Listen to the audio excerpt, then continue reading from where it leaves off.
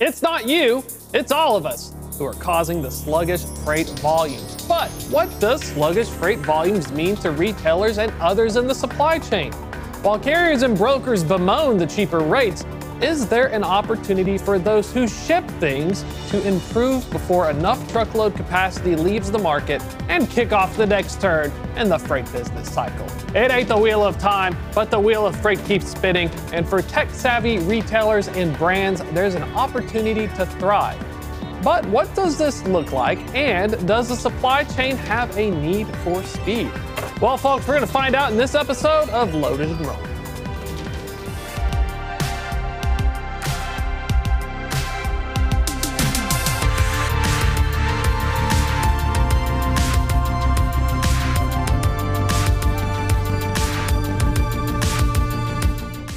Well, welcome to Loaded and Rolling. I'm your host, Thomas Wasson. Now, I typically talk about trucking, but if one works in trucking, not understanding how the supply chain works is like a weather person giving a forecast without understanding what clouds do.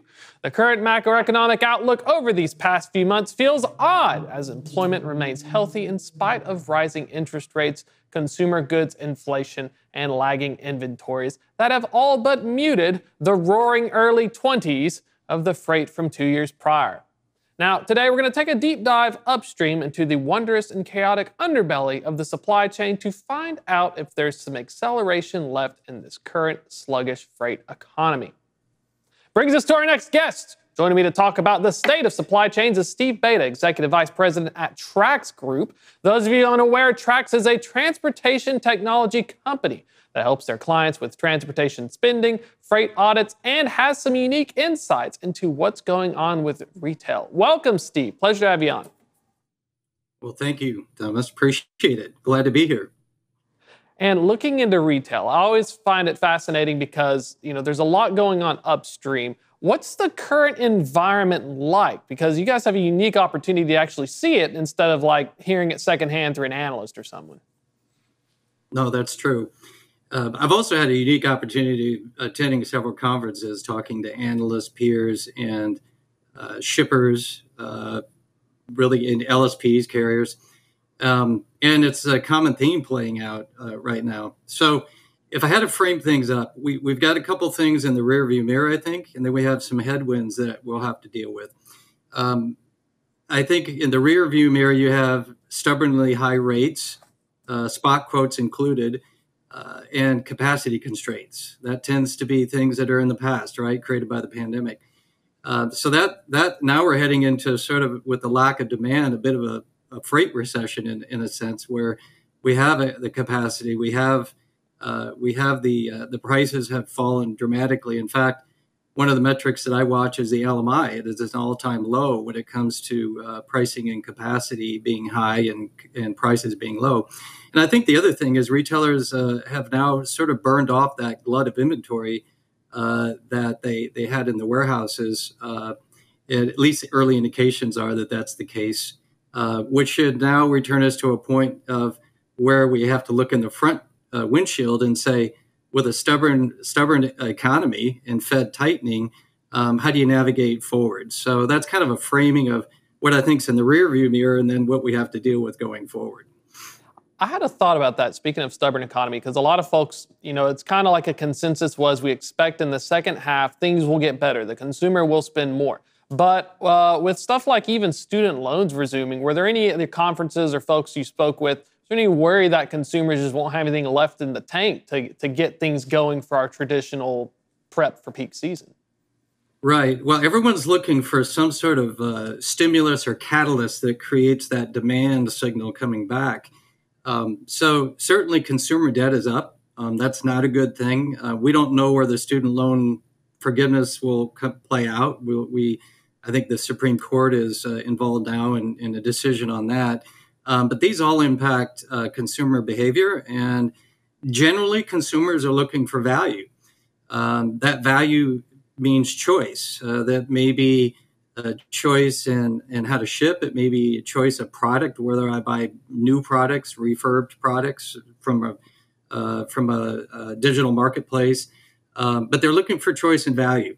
And so the real key, I think, if you break the problem down into parts, will be starting with demand forecasting.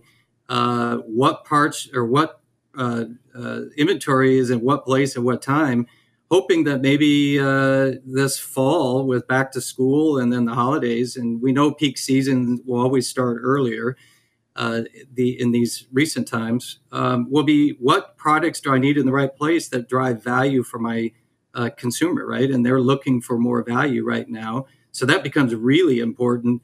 And that kind of gets into some of my fundamental questions that I think all retailers are going to ask. And that is more accurate demand forecast. And that is what stuff do I need and how much of it do I need? The next is, where is my stuff in the supply chain? That's the transitory signaling about where my inventory exists. Then the next question is, how do I execute it optimally?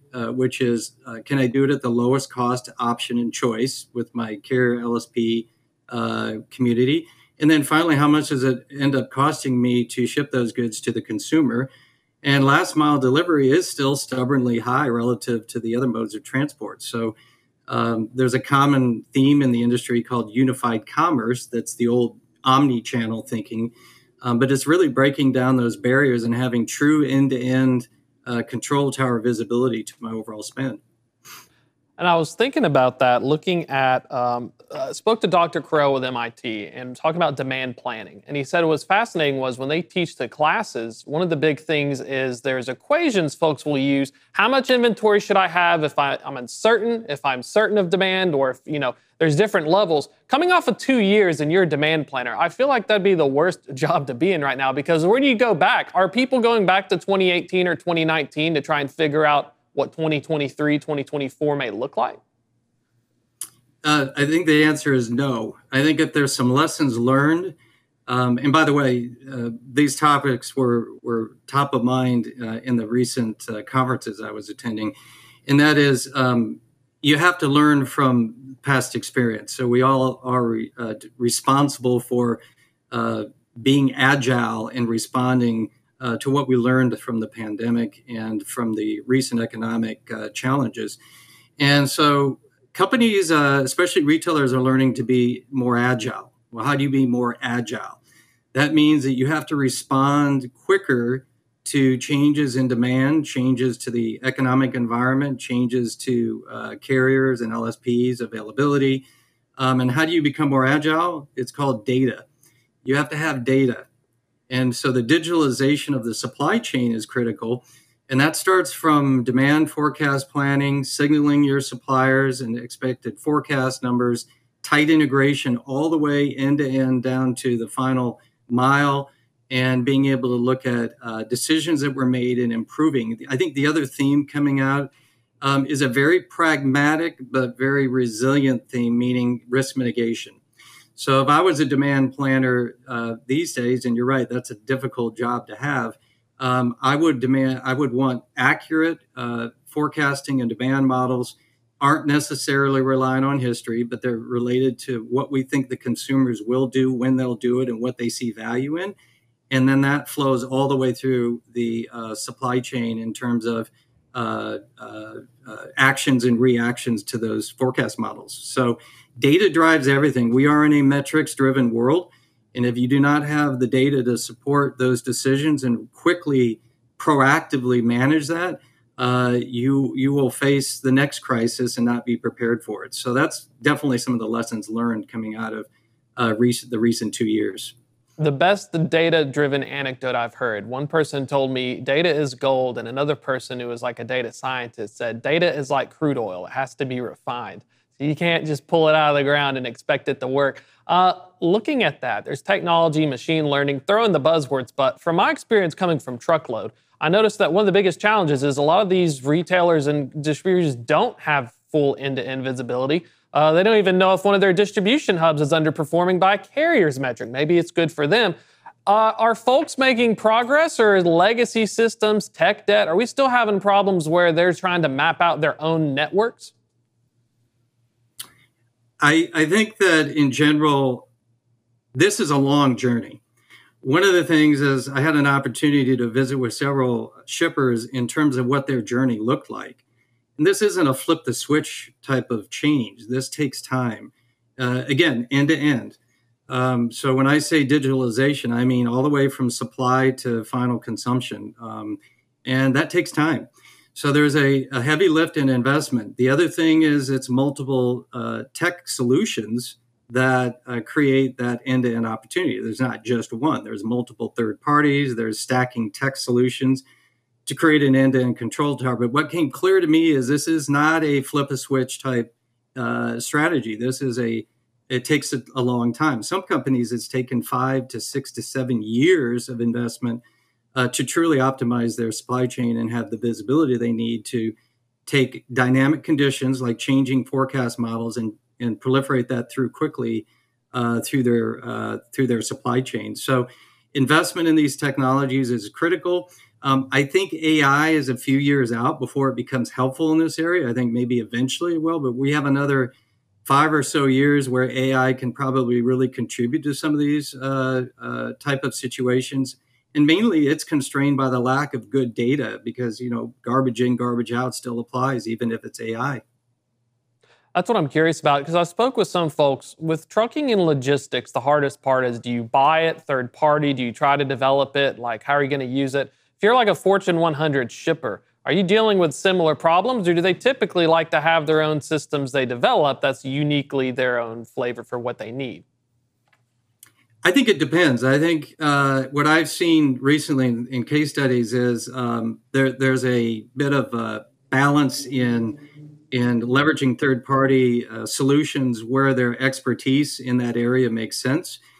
Some of it's developed in-house based on maybe specific requirements and things like that, but it is a combined strategy. So in other words, smart organization will leverage its own tech where it's proprietary, for instance, but certainly be accountable to the really needs of the larger stakeholder group, including their supplier base and their carrier LSPs.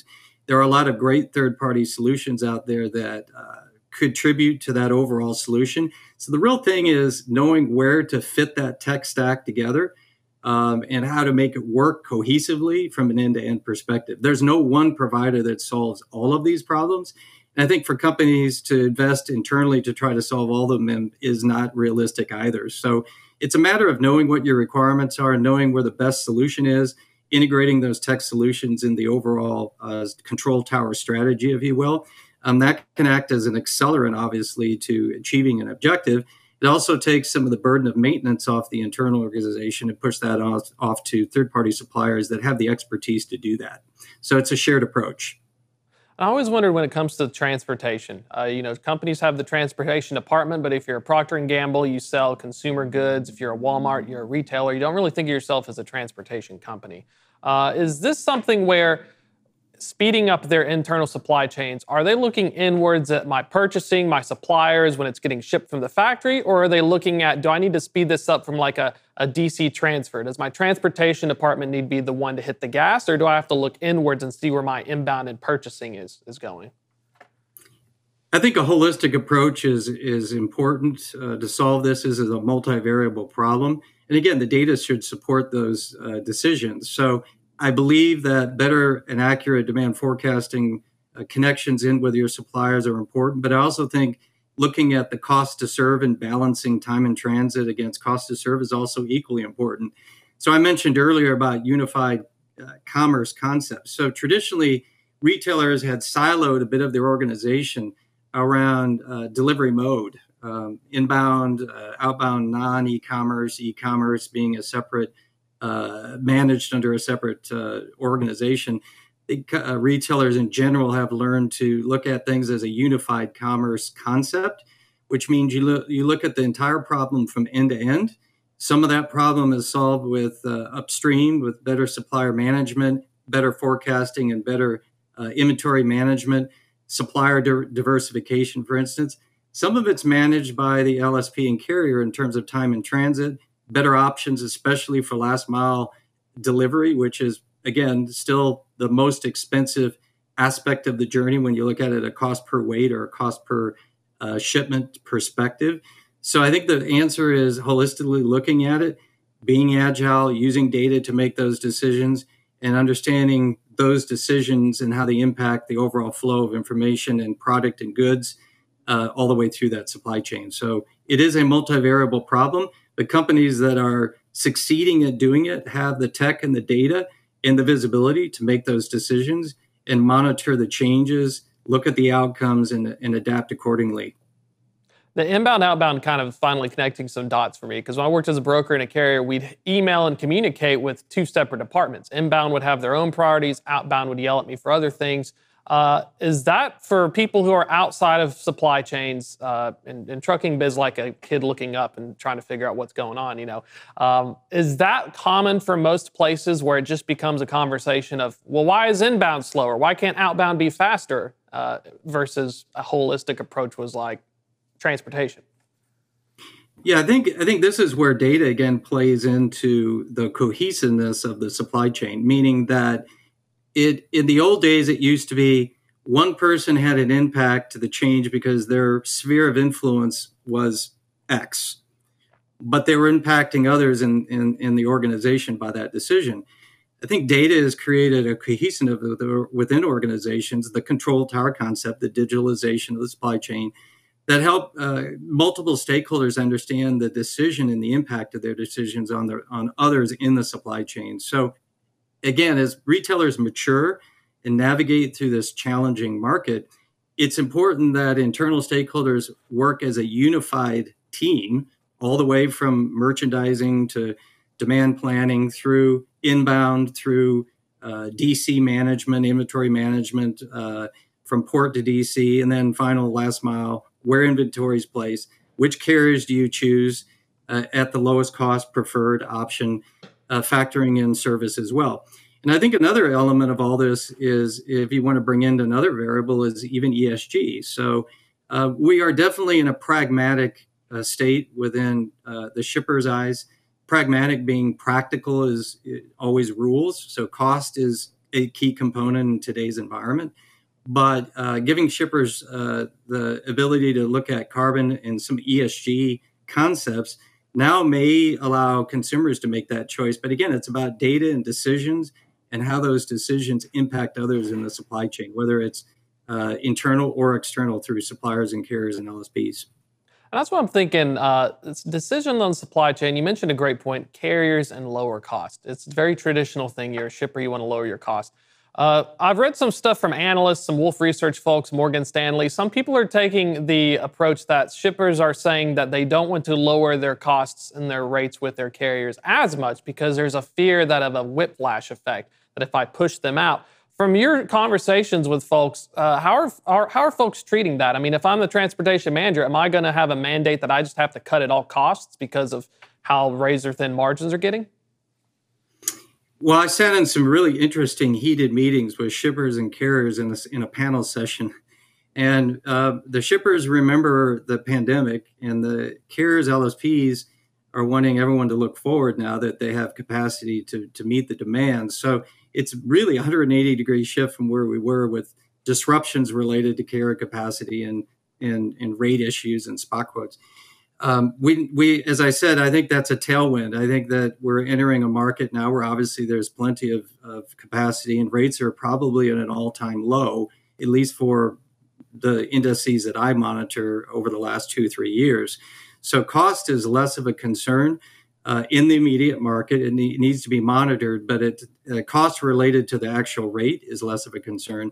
But I still think it's a balance. So if you think about the more sophisticated TMSs or mechanisms that choose the right carrier in the right situation, again, tech enablement allows you to make those choices based on cost, service, maybe carbon emissions, maybe some other factors that influence a carrier of choice. Maybe there's a disruption happening somewhere that I need to reroute or make a decision to move it by different methods. So I think it's a multifaceted problem, but usually advanced technology allows shippers to create a situation where they're routing with not just lowest cost option, but factoring in some of the other variables that may play into that weighted decision on which carrier LSP to choose, and ultimately meeting customer demand, right, or customer service requirements.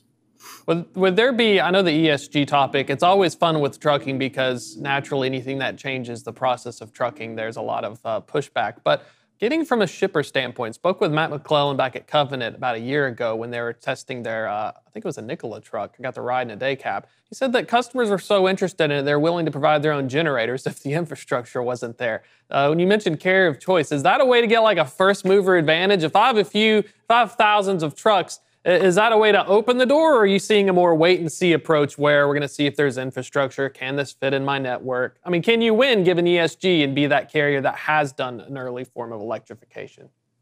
Well, I think in the current environment, we're in a very pragmatic phase due to the economy, meaning that where normal ESG decisions that drive change would happen more rapidly. I think we're entering a bit of a wait and see perspective just because of the economy, the tightening of by the Fed. I think you mentioned earlier, you have an employment number that seems to be hyper focused by the Fed to continue to try to tighten, even though a lot believe that the tightening should end and we should put a pause on increase in rates. But I guess my point is we're entering a very pragmatic phase, at least for the next 6 to 12 months, which means that the decisions that companies make in terms of carrier choice will be driven by a very balanced set of metrics that include service, cost, and carbon or scope 3. And the key there is balance. If I can make a choice and I have the metrics to have the information, maybe the consumer makes the choice. Maybe the consumer says, well, I'll take it slower if I can save some emissions in the environment. So, having the data to support those decisions is really critical. In terms of carrier investments, again, I think that with demand being where it is in a sort of a recessed state, right, with a high capacity, I think we're in a very fragmented market. And when I say that, I mean fragmented from a carrier LSP. I think the demand of the last 2 years has created a very fragmented carrier market. So until those carriers consolidate and carriers start looking at strategies to fund their, say, EV conversions or sustainability programs, we're going to be faced with lower demand, less currency available to make those changes. And so I think that shippers will eventually come around to make those choices as a cohesive strategy to choose a carrier. And I think they should invest in those programs. But again, that may be difficult in the current economic conditions. And closing thoughts here as well. Based on the verticals you're watching within retail and supply chain, kind of a lull in the cycle right now, rates are bottoming out. Who are the winners and the losers when it comes to managing your inventory and your supply chain in this type of market? I think the key is understanding what the consumer will buy and when they'll buy it. I know that's not a new problem, but I think it's become very, very critical. Consumers, I just mentioned consumer debt is going the wrong way. Based on what happens with student loan forgiveness, that may contribute. That's not even counted in that debt equation. So consumers want choice. They want value. I think the winners are ones that can accurately forecast the right product mix that provides value to their customers at the right place, whether they're competing in a digital marketplace or they have their own digital marketplace. I think value and service are critical. So the old omni, now unified commerce concept holds, where if I order online, pick up from store, go to the store, whatever, it should be a unified experience. And I think that these things for the next 12 months, the winners will have played that out correctly, I guess, with their managing their inventories. The losers are the ones that don't have the data to manage through these things, overstock their inventory, don't learn from the past, if you will, and make poor decisions either way in terms of not enough inventory or too much. And another kind of concept that I throw in the mix is network optimization.